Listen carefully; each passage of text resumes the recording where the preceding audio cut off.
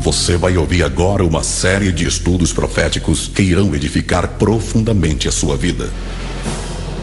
Encontro com a Bíblia. Série de estudos proféticos. Pastor Abraão de Almeida, um dos maiores especialistas em profecia bíblica, mostra de forma clara e precisa todo o programa de Deus concernente aos últimos dias. O que é o arrebatamento da igreja? O que é a grande tribulação? O que é o milênio? Como interpretar corretamente as profecias? Podemos confiar na palavra profética? Estas e outras perguntas são respondidas com base na palavra de Deus. Ouvir esta obra é compreender a urgência do programa de Deus em relação a Israel, à igreja e aos gentios. Volume 11. O desfecho final. A Grande Babilônia. A volta de Jesus em glória. A ordem das ressurreições. Desfecho final. Ora, quando estas coisas começarem a acontecer, olhai para cima e levantai as vossas cabeças, porque a vossa redenção está próxima. Lucas 21, 28. O mundo todo desfruta ainda o resultado dos heróicos gestos do presidente Anwar Sadat, do Egito, e do premier Isaac Begin, de Israel, ao superarem as barreiras antes consideradas intransponíveis e negociarem diretamente um acordo de paz para seus povos. Ambos pagaram com a vida o seu gesto pacificador, mas graças a eles o mundo viu-se de repente diante de um verdadeiro milagre, ao ponto de os editorialistas recorrerem mesmo à terminologia e escatologia bíblicas para explicar o encontro dos dois chefes de Estado, outrora inimigos, dispensando-se intermediários benignos ou malignos e chegando ao aperto de mãos. Os resultados positivos do histórico encontro produziram um alívio internacional. O barril de pólvora, como tem sido chamado o Oriente Médio, já se mostra menos explosivo do ponto de vista estratégico. Porém, à luz da Bíblia, as montanhas de Israel e o vale de Josafá ainda verão o derramar de muito sangue. Gog e seu bando abater-se-ão, segundo Ezequiel 38 e 39, sobre a descendência de Abraão para obter o triunfo não conseguido através dos árabes e, finalmente, após o arrebatamento da igreja, o anticristo e seus exércitos tentarão esmagar o povo de Israel. Em tudo, porém, o bichinho de Jacó será vencedor, pois Deus lutará por ele. A infalível palavra de Deus não está alheia aos últimos acontecimentos da Terra Santa, envolvida em tantos atentados suicidas levados a efeito por palestinos radicais. Ela prevê a humanamente impossível paz árabe-israelense, reunindo debaixo da proteção divina a descendência de Abraão, segundo Isaque, os judeus, e segundo Ismael, os árabes. Naquele dia, os egípcios adorarão com os assírios ao Senhor. Naquele dia, Israel será o terceiro com os egípcios e os assírios, uma bênção no meio da terra, porque o Senhor dos exércitos os abençoará, dizendo: bendito seja o Egito, meu povo, e a Assíria, obra de minhas mãos, e Israel, minha herança. Isaías 19, 23 a 25.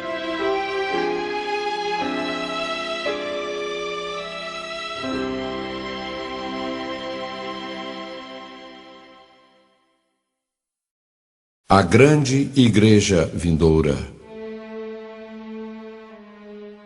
Já em nossos dias, a influência satânica opera no mundo, o mistério da injustiça, particularmente através de entidades como o Concílio Mundial de Igrejas, que congrega mais de 600 milhões de adeptos e cujo objetivo primordial é a união de todas as crenças em conflito para que o mundo tenha uma só religião.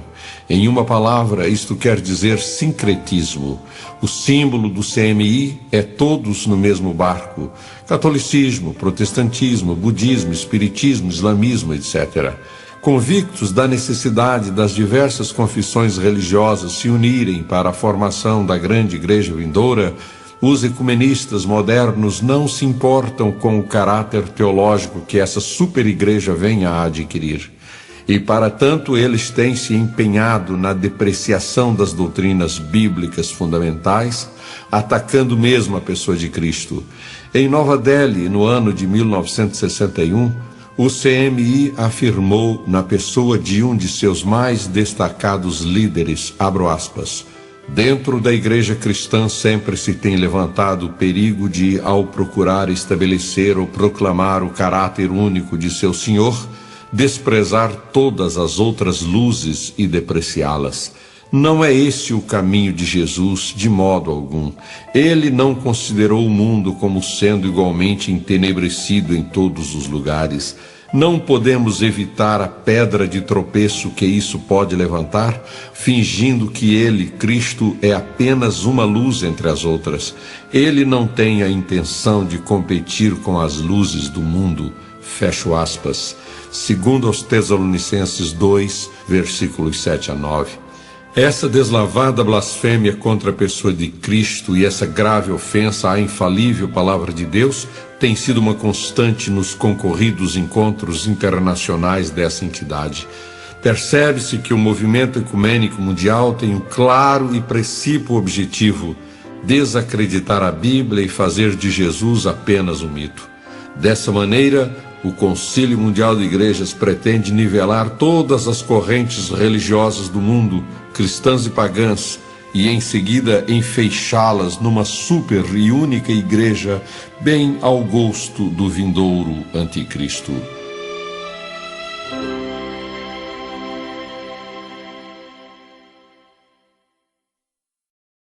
A Grande Babilônia. Caiu a Grande Babilônia. Ela se tornou habitação de demônios e antro de todo espírito mundo, antro de toda ave impura e detestável, pois todas as nações beberam do vinho da fúria da sua prostituição. Os capítulos 17 e 18 de Apocalipse revelam que a Babilônia ali mencionada não é a nação nem a cidade conhecidas dos historiadores, mas uma organização política e eclesiástica da qual a famosa cidade do Eufrates era apenas um tipo. Um bom exemplo do que acabamos de afirmar é o próprio nome Babel, que, como forma grega de Babilônia, significa porta de Deus. Este título se lhe apropria por ter essa cidade influenciado mais que qualquer outra o desenvolvimento da religião pagã no mundo antigo durante cerca de 17 séculos.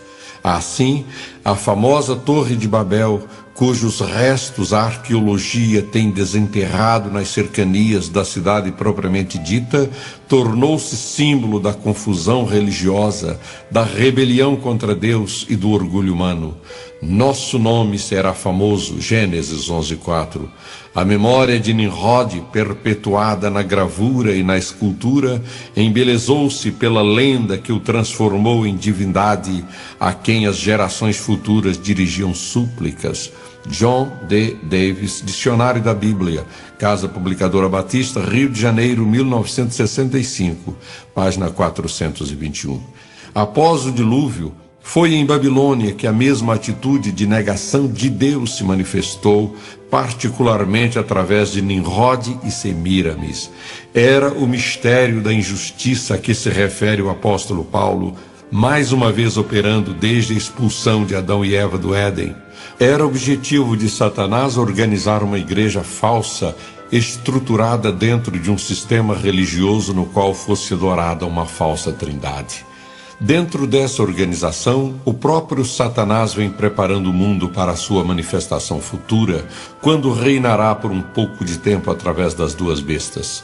As bases desse reinado são a glorificação do ser humano, a divinização de reis e imperadores, o culto à personalidade. Somente dentro desse sistema compreende-se a deificação dos Césares e de outros homens ilustres, aos quais se erigiam templos e em sua honra se ofereciam sacrifícios e libações.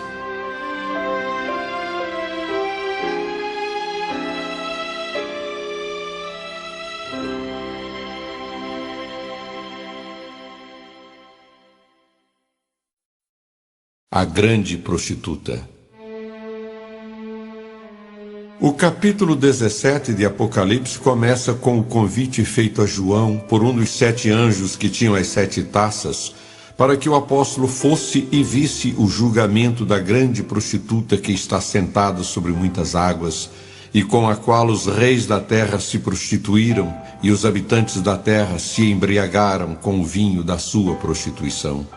A prostituta é mais profissional que a adúltera, pois enquanto esta fornica por prazer, aquela o faz por ganância. E o título empregado para descrever a cidade de Roma, corrompida moral e espiritualmente, é justamente o de prostituta. Mais adiante, lemos que todas as nações beberam do vinho da fúria da sua prostituição, e que os reis da terra se prostituíram com ela, e que, à custa do seu luxo excessivo, os negociantes da terra se enriqueceram. Capítulo 18, versículo 3. Afirma João que o anjo o levou no espírito para o deserto, onde viu uma mulher montada numa besta vermelha, que estava coberta de nomes blasfemos, e que tinha 7 cabeças e 10 chifres. Abro aspas. A mulher estava vestida de azul e vermelho e adornada de ouro, pedras preciosas e pérolas. Segurava um cálice de ouro cheio de coisas repugnantes e da impureza da sua prostituição. Em sua testa havia esta inscrição: Mistério, Babilônia, a Grande, a mãe das prostitutas e das práticas repugnantes da terra. Fecho aspas. Versículos 4 e 5. A palavra prostituta na língua grega é porne, de onde deriva o vocábulo pornografia. Aqui, evidentemente, no sentido espiritual, indicando infidelidade a Deus e a sua palavra mediante a cristianização de muitas doutrinas e práticas pagãs. Das 12 vezes em que porne aparece em o Novo Testamento, 5 delas se referem a Roma.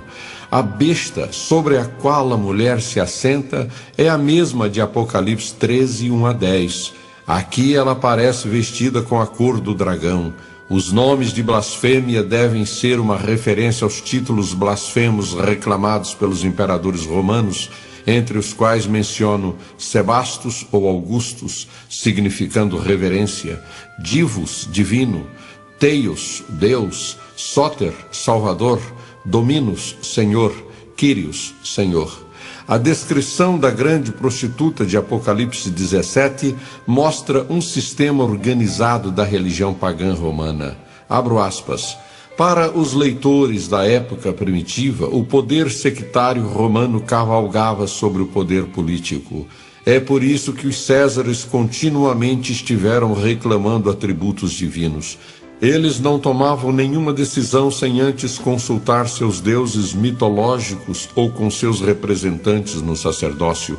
A deificação de Domiciano e a adoração de suas imagens é um exemplo tácito do que foi dito.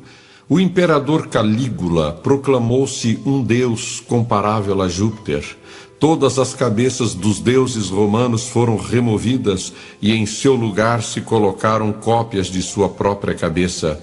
Depois da morte do imperador Cláudio, o Senado romano o divinizou. Fecho aspas. Quitin Silva, Apocalipse, La Revelación de Jesucristo.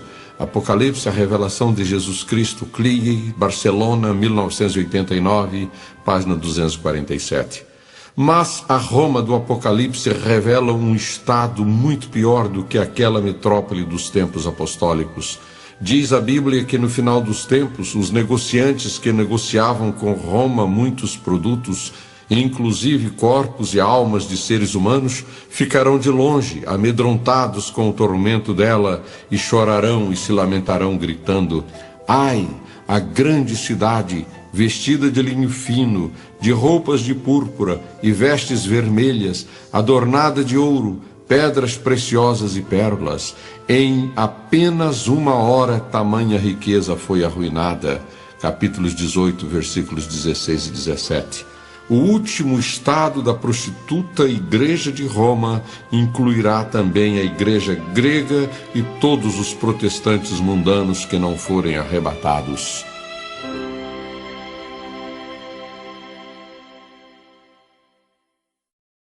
a besta. A partir do versículo 7 de Apocalipse 17, temos uma descrição da besta sobre a qual a mulher está sentada. O anjo afirma que a besta era e já não é. Ela está para subir do abismo e caminha para a perdição. Versículo 8. A explicação mais aceita desse texto é que a besta, mortalmente ferida, esteve à beira do abismo sem que estivesse totalmente morta e que depois se levanta. Se considerarmos como a ferida mortal a queda de Rômulo Augustus em 476 d.C., teríamos então, antes dessa data, o período em que a besta era, e a seguir o tempo em que a besta já não é, em virtude do enfraquecimento do império, que sofreu outro golpe em 1453, na queda de Constantinopla, e perdeu as duas guerras do século XX, a de 1914 e a de 1939.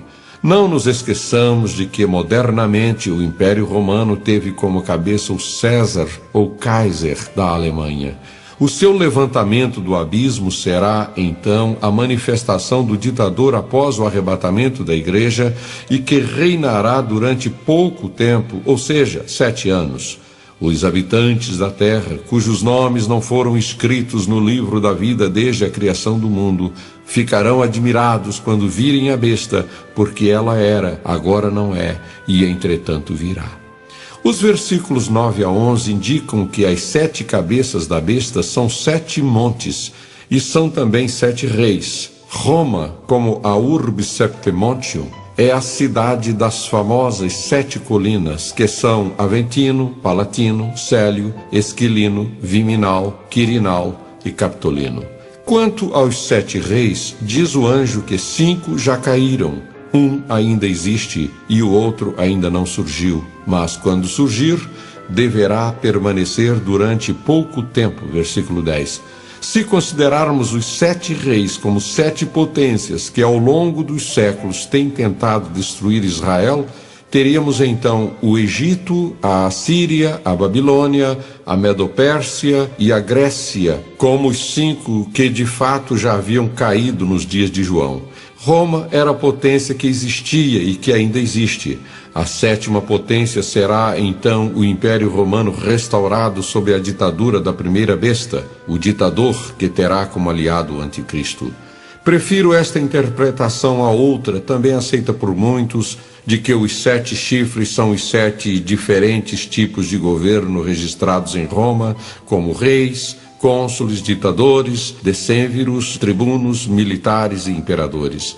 O fato de a besta ser também chamada de o 8º rei, versículo 11, relaciona-se com os 10 chifres, diante dos quais surge o 11º, que era diferente dos demais e que derruba 3 dos chifres anteriores, tornando-se ele próprio o 8º. A matemática é simples: 10 mais 1 igual a 11.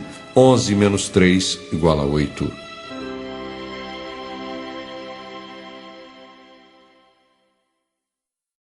A queda de Babilônia. Caiu a grande Babilônia.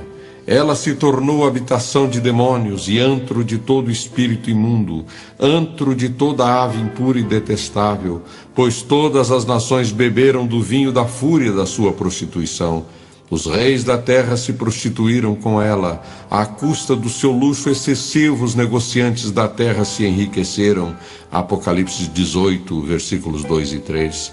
Assim como a antiga Babilônia foi destruída por causa de suas muitas abominações, também o sistema religioso romano, por causa de sua grande perversidade, tem de ser destruído. Esse sistema, abro aspas, corrompe a mente dos seus sacerdotes e os força a instruírem-se sobre a maldade em todos os seus aspectos. O uso do confessionário contribui para semear os germes dessa maldade nas almas dos que confiam no sistema e obter sobre eles, em nome da própria religião, ascendência e domínio. Fecho aspas. James Ingleby, Estudos sobre o livro do Apocalipse, 2ª edição do autor, Lisboa, sem data, página 110. A descrição da Babilônia pode ser dividida em 3 partes. A. Habitação de demônios. B. Antro de todo espírito imundo. E C. Antro de toda ave impura e detestável. No primeiro caso, aquela que professa ser a noiva do Cordeiro e templo do Espírito Santo não passa de habitação de demônios. A Igreja de Deus foi estabelecida no mundo para ser uma fiel testemunha de Cristo, mas Roma passou a procurar objetivos mundanos, riquezas terrestres, poder e glória. Seus mercadores eram os grandes do mundo. Capítulo 18, versículo 23. No segundo caso, Satanás estabelece as suas forças espirituais no deteriorado sistema da igreja. Aquela que se destinava a ser coluna e firmeza da verdade, apostatou-se tanto que todas as nações foram seduzidas por suas feitiçarias. No terceiro caso, a igreja romana se enche de agentes de Satanás, representados pelas impuras e detestáveis aves noturnas e de rapina. A igreja, que deveria manter íntima comunhão com Cristo, tornou-se implacável perseguidora do povo de Deus. Nela foi encontrado sangue de profetas e de santos e de todos os que foram assassinados na terra. Capítulo 18, versículo 24.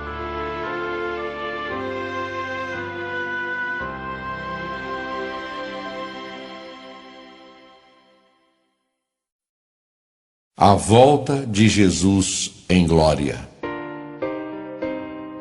Ele pisa o lagar do vinho do furor da ira do Deus Todo-Poderoso. Em seu manto e em sua coxa está escrito este nome: Rei dos Reis e Senhor dos Senhores.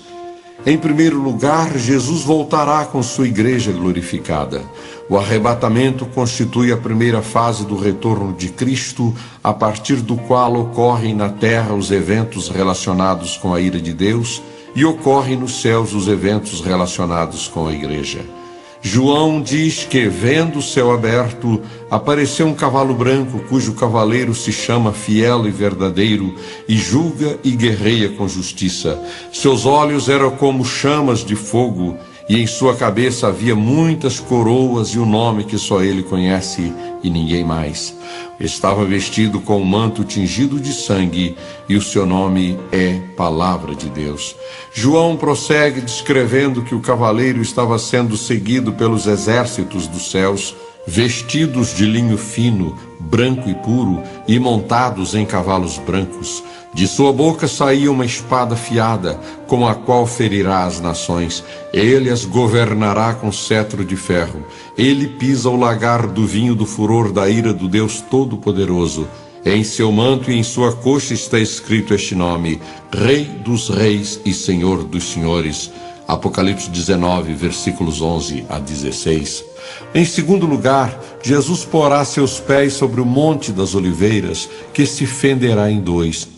Diz a Bíblia em Zacarias 14, 3 e 4, que o Senhor sairá para a guerra contra aquelas nações em luta contra Jerusalém, como ele faz em dia de batalha. Naquele dia os seus pés estarão sobre o Monte das Oliveiras, a leste de Jerusalém, e o monte se dividirá ao meio, de leste a oeste, por um grande vale. Metade do monte será removido para o norte, e a outra metade para o sul. Em terceiro lugar, todos verão a sobreexcelente glória do Senhor. O apóstolo Paulo escreve que os crentes agora atribulados terão alívio quando o Senhor Jesus se manifestar dos céus com os seus anjos poderosos em meio a chamas flamejantes. Prossegue o apóstolo afirmando que ele punirá os que não conhecem a Deus e os que não obedecem ao evangelho de nosso Senhor Jesus. Eles sofrerão a pena da destruição eterna, a separação da presença do Senhor e da majestade do seu poder. Isso acontecerá no dia em que ele vier para ser glorificado em seus santos e admirado em todos os que creram, inclusive vocês que creram em nosso testemunho. Segundo aos Tessalonicenses 1, 7 a 10. Em sua carta a Tito, o mesmo apóstolo afirma que aguardamos a bendita esperança, a gloriosa manifestação de nosso grande Deus e Salvador, Jesus Cristo. Capítulo 2, versículo 13. Finalmente, o próprio Jesus disse que aparecerá no céu o sinal do Filho do Homem, e todas as nações da terra se lamentarão e verão o Filho do Homem vindo nas nuvens do céu com poder e grande glória. Mateus 24:30.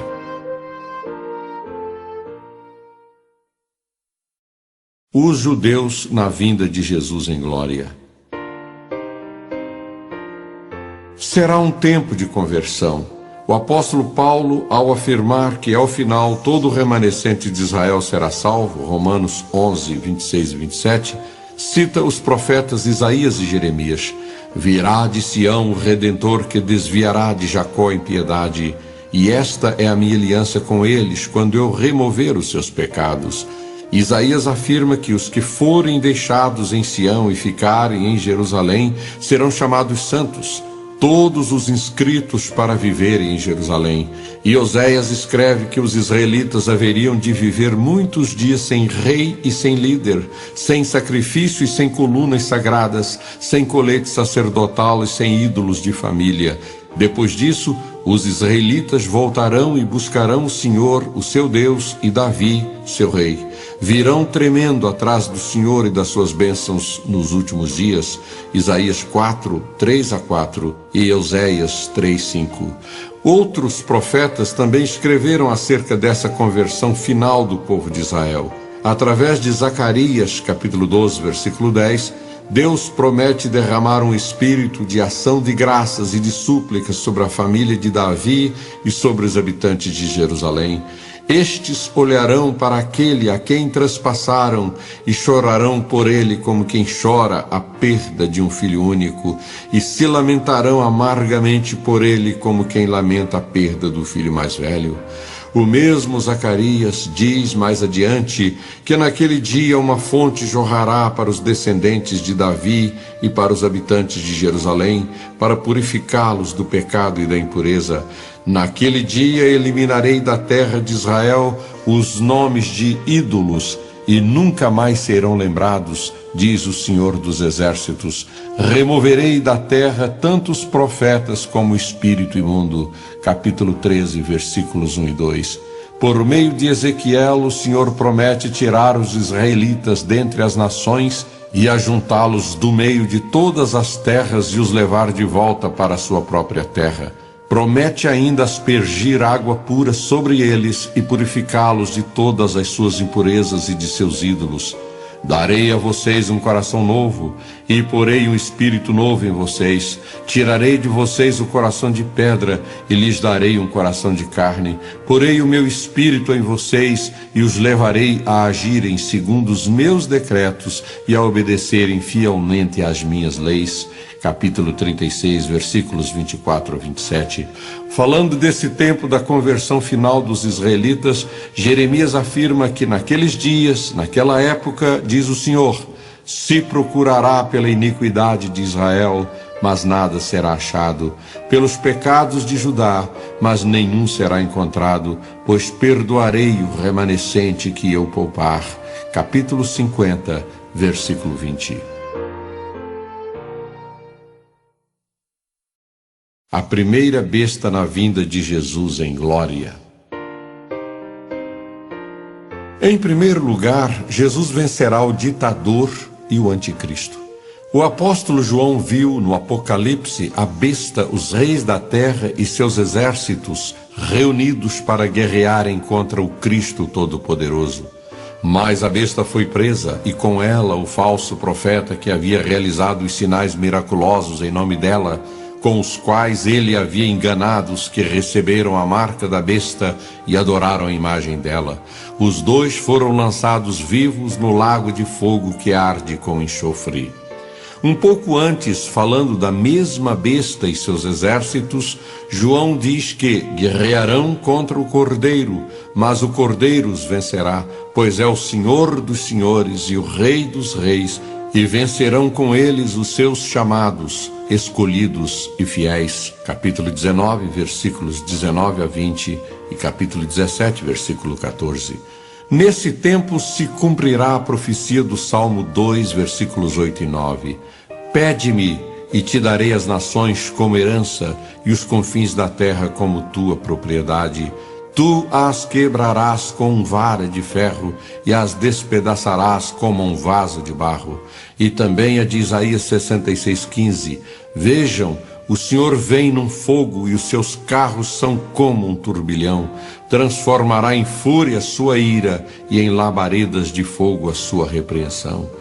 Na parábola dos lavradores maus, Jesus diz aos líderes religiosos de Israel que quem caísse sobre ele, a pedra rejeitada pelos construtores, seria despedaçado, o que de fato ocorreu no início da era cristã. A seguir, o mestre fala da manifestação dele como aquela pedra vista por Nabucodonosor e Daniel, que cai sobre o anticristo e o reduz a pó. Mateus 21:44. Entre muitas outras predições que se cumprirão no retorno de Cristo, temos a de Judas, versículos 14 e 15, que menciona a profecia de Enoque, o sétimo depois de Adão. Vejam, o Senhor vem com milhares de seus santos para julgar a todos e convencer todos os ímpios a respeito de todos os atos de impiedade que eles cometeram impiamente e acerca de todas as palavras insolentes que os pecadores ímpios falaram contra ele. Finalmente, temos a conhecida profecia de Daniel, capítulo 2, versículos 44 e 45, de que nos dias dos dedos da estátua profética, ou seja, ao tempo em que o Império Romano for reduzido a 8 reinos finais sob o domínio da primeira besta, o Deus do céu estabelecerá um reino que jamais será destruído e nunca será dominado por nenhum outro povo. O Messias, como Rei dos Reis e Senhor dos Senhores, destruirá todos os reinos daqueles reis e os exterminará, mas o seu reino durará para sempre. Devo salientar aqui que, conforme Daniel 7:8, o último ditador da história será o líder de um reino que se levantará entre os 10 reinos correspondentes aos 10 chifres do quarto animal e aos 10 dedos dos pés da estátua profética, sendo ele então o 11º. Como diante dele 3 dos 10 chifres são arrancados, é ele chamado de o 8º rei em Apocalipse 17:11. Ao concluir a sua explicação do sonho diante do rei da Babilônia, Daniel disse: esse é o significado da visão da pedra que se soltou de uma montanha, sem auxílio de mãos, pedra que esmigalhou o ferro, o bronze, o barro, a prata e o ouro. O Deus poderoso mostrou ao rei o que acontecerá no futuro. O sonho é verdadeiro e a interpretação é fiel. Versículo 45. Em segundo lugar, o triunvirato satânico será preso. Quando Jesus descer do céu com poder e grande glória, acompanhado de sua noiva e de miríades de seres angelicais, porá um fim definitivo aos tempos dos gentios. Diz a Bíblia que a primeira besta será presa e com ela o falso profeta que havia realizado os sinais miraculosos em nome dela, com os quais ele havia enganado os que receberam a marca da besta e adoraram a imagem dela. Os 2 foram lançados vivos no lago de fogo que arde com enxofre. Apocalipse 19:20. João prossegue a narrativa de sua visão e diz que viu descer dos céus um anjo que trazia na mão a chave do abismo e uma grande corrente. Esse anjo prendeu o dragão, a antiga serpente, que é o diabo, Satanás, e o acorrentou por 1000 anos. Lançou-o no abismo, fechou e pôs um selo sobre ele, para assim impedi-lo de enganar as nações até que terminassem os 1000 anos. Depois disto é necessário que ele seja solto por um pouco de tempo. Versículos 1-3. A chave do abismo na mão do anjo lembra as palavras de Jesus a João: sou aquele que vive. Estive morto, mas agora estou vivo para todo sempre, e tenho as chaves da morte e do Hades. Apocalipse 1:18. A vitória de Jesus será a nossa vitória. Será o tempo em que o Deus da paz esmagará Satanás debaixo de nossos pés. Romanos 16:20. Dessas passagens depreende-se que a primeira besta e o anticristo, ou falso profeta, também não provarão a morte, mas em sentido totalmente oposto àquele em que foram honrados os homens de Deus, Enoque e Elias. No caso das duas bestas, elas serão humilhadas aos olhos do mundo pelo fato de serem imediatamente lançadas vivas no lugar de seu merecido castigo. Esse evento ocorrerá diante dos exércitos do ditador reunidos contra Jerusalém, exércitos que logo depois serão mortos. A carne desses muitos milhares de grandes e pequenos servirá de banquete às aves do céu, no que a Bíblia chama de grande banquete de Deus. A seguir, um poderoso anjo lança Satanás no abismo, onde ficará preso durante 1000 anos. Em terceiro lugar, raiará para o povo israelita o sol da justiça. O retorno de Cristo será o cumprimento de Malaquias 4, 1-3, em que o Senhor adverte que certamente vem o dia, ardente como uma fornalha, em que todos os arrogantes e malfeitores serão como palha, pois aquele dia ateará fogo neles, e não sobrará raiz ou galho algum. Mas para vocês que reverenciam o meu nome, o sol da justiça se levantará trazendo cura em suas asas. E vocês sairão e saltarão como bezerros soltos do curral. Depois esmagarão os ímpios, que serão como pó sobre as solas dos seus pés, no dia em que eu agir, diz o Senhor dos Exércitos. Nesse tempo, todos reconhecerão o senhorio de Jesus, quer judeus, quer gentios, para que se cumpra o que está escrito em Filipenses 2:11, e toda língua confesse que Jesus Cristo é o Senhor, para a glória de Deus Pai. Para os perdidos, evidentemente, esse tempo será de grande sofrimento e desespero. Diz a Bíblia que os reis da terra, os príncipes, os generais, os ricos, os poderosos, todos, escravos e livres, esconderam-se em cavernas e entre as rochas das montanhas. Eles gritavam às montanhas e às rochas: caiam sobre nós e escondam-nos da face daquele que está assentado no trono e da ira do Cordeiro.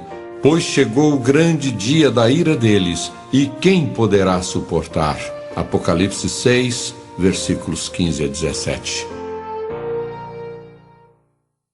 A dúplice vinda de Cristo.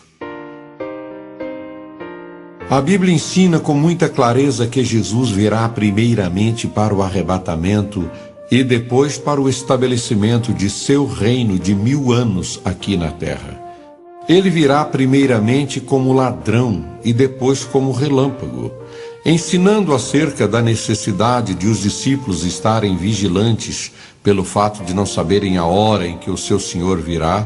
Jesus disse que se o dono da casa soubesse a que hora da noite o ladrão viria, ele ficaria de guarda e não deixaria que a sua casa fosse arrombada.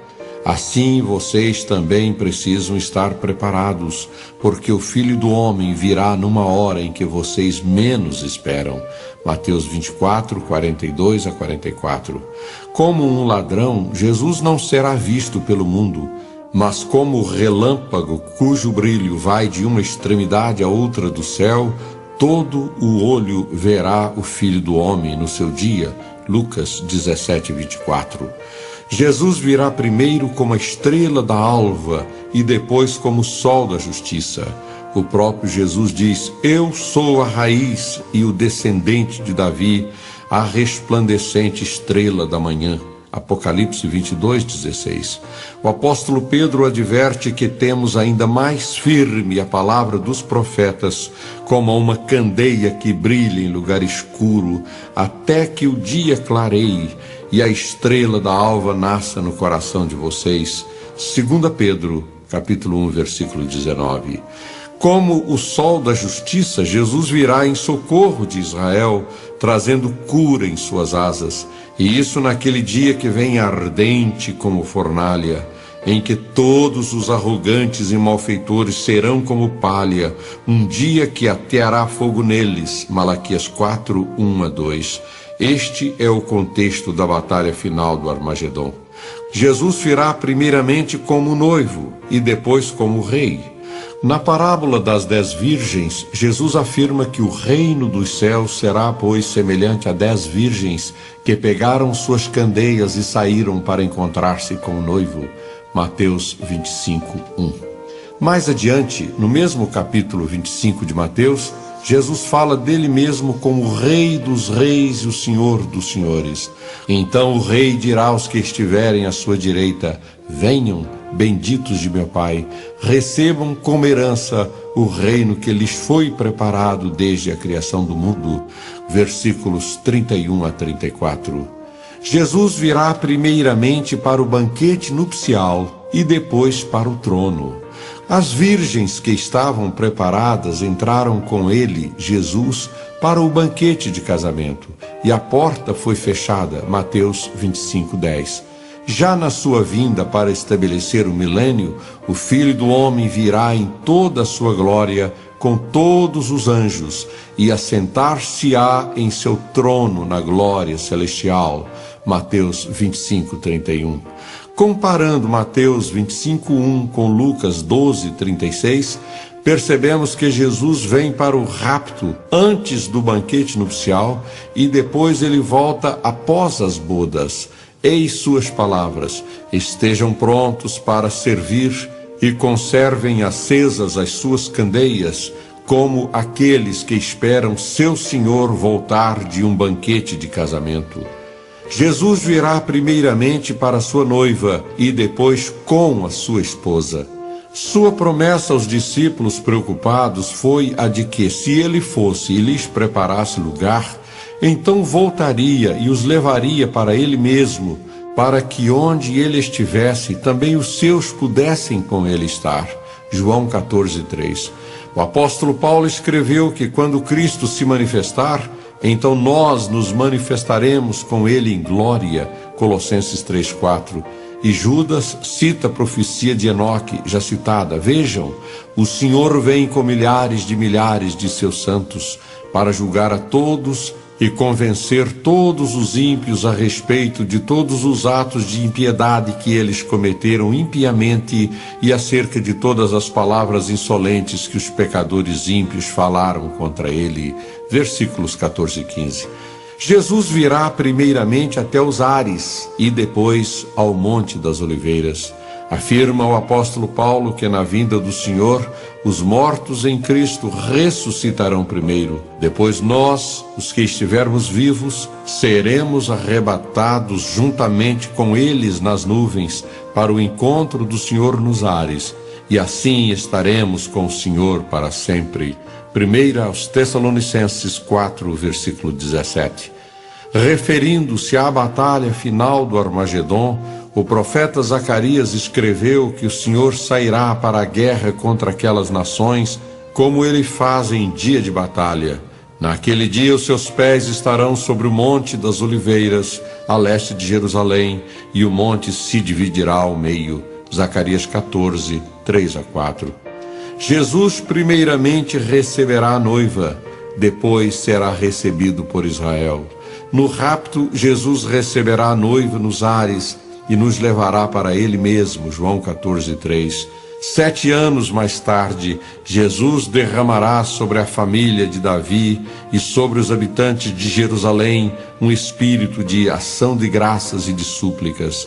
Olharão para mim, aquele a quem traspassaram, e chorarão por ele como quem chora a perda de um filho único, e se lamentarão amargamente por ele como quem lamenta a perda do filho mais velho.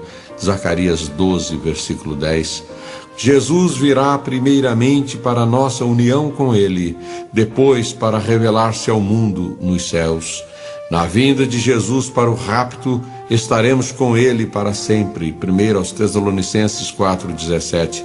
Diz a Bíblia que quando o Senhor Jesus for revelado lá dos céus, com os seus anjos poderosos, em meio a chamas flamejantes, então os crentes, aliviados das suas tribulações, se manifestarão semelhantes a ele. 1 João 3,3, 2 aos Tessalonicenses 1,7.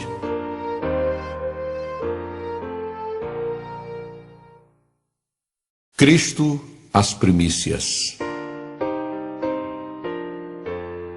Multidões que dormem no pó da terra acordarão, uns para a vida eterna, outros para a vergonha, para o desprezo eterno. A palavra ordem, aplicada à ressurreição, aparece em 1 Coríntios 15, 23. Mas cada um por sua ordem, Cristo as primícias, depois os que são de Cristo na sua vinda. A expressão os que são de Cristo é equivalente à primeira ressurreição, que abrange a igreja, os convertidos durante a tribulação e os santos do Antigo Testamento. A segunda ressurreição ocorrerá no final do milênio, e dela farão parte todos os ímpios de todas as épocas. O profeta Daniel fala destas duas ressurreições, afirmando que multidões que dormem no pó da terra acordarão, uns para a vida eterna, outros para a vergonha, para o desprezo eterno. Daniel 12, versículo 2. Embora tenham ocorrido ressurreições no Antigo Testamento, bem como durante o ministério terreno de Jesus e dos apóstolos, e ainda hoje ocorram, nenhuma dessas ressuscitações pode ser comparada ao tipo de ressurreição que começou com Cristo como as primícias. Nesta ressurreição cumpriu-se a tipologia de Levítico 23:11, que trata da festa das primícias, quando o sacerdote movia um molho perante o Senhor para que o povo fosse aceito. De fato, Jesus, ao ser ressuscitado, levou consigo um molho de ressuscitados, Mateus 27, 52 e 53, os quais, depois de aparecerem a muitos em Jerusalém, foram recebidos pelo Pai como uma garantia de que nós também o seremos.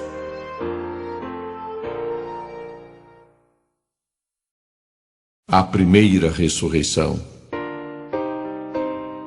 A próxima ressurreição a ocorrer, portanto, será a da era da Igreja, por ocasião do arrebatamento, quando, dada a ordem, com a voz do arcanjo, o ressoar da trombeta de Deus, o próprio Senhor descerá dos céus e os mortos em Cristo ressuscitarão primeiro.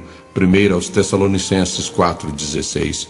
Depois da ressurreição da igreja, ocorrerá a ressurreição dos mártires da tribulação e dos santos do Antigo Testamento, cerca de 7 anos mais tarde, no período que decorre entre o final da grande tribulação e o início do milênio. João apóstolo afirma que ouviu uma voz do céu que dizia: felizes os mortos que morrem no Senhor de agora em diante. Sim, diz o Espírito, eles descansarão das suas fadigas, pois as suas obras os seguirão. João olhou e diante dele estava uma nuvem branca na qual estava sentado alguém semelhante a um filho de homem. Ele estava com uma coroa de ouro na cabeça e uma foice afiada na mão. Então saiu do santuário um outro anjo, que bradou em alta voz àquele que estava sentado sobre a nuvem: tome a sua foice e faça colheita, pois a safra da terra está madura. Chegou a hora de colhê-la. Assim, aquele que estava sentado sobre a nuvem passou sua foice pela terra, e a terra foi ceifada. Apocalipse 14, versículos 13 a 16. Mais adiante diz João que viu algo semelhante a um mar de vidro misturado com fogo, e em pé junto ao mar os que tinham vencido a besta, a sua imagem e o número do seu nome. Eles seguravam harpas que lhes haviam sido dadas por Deus. Apocalipse 15, versículo 2.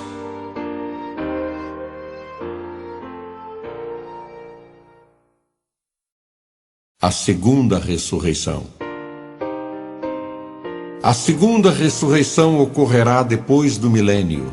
Apocalipse 20, versículo 5, afirma que o restante dos mortos não voltou a viver até se completarem os 1000 anos. Depois vi um grande trono branco e aquele que nele estava sentado.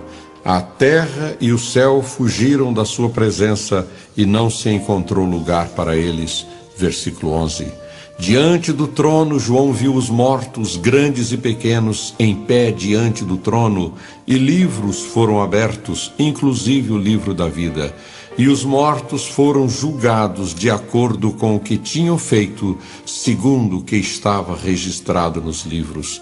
Afirma o vidente de Patmos que o mar entregou os mortos que nele havia, e a morte e o Hades entregaram os mortos que neles havia, e cada um foi julgado de acordo com o que tinha feito. Então a morte e o Hades foram lançados no lago de fogo. O lago de fogo é a segunda morte.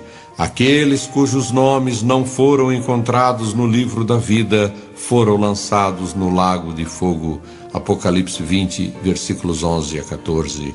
Apesar de o texto acima afirmar com clareza que os outros mortos, os injustos, só ressurgirão depois do milênio, alguns teólogos arminianos e reformados acreditam numa ressurreição simultânea de todos os mortos. Evidentemente que tais teólogos não são pré-milenistas, nem interpretam literalmente os mencionados textos de Apocalipse.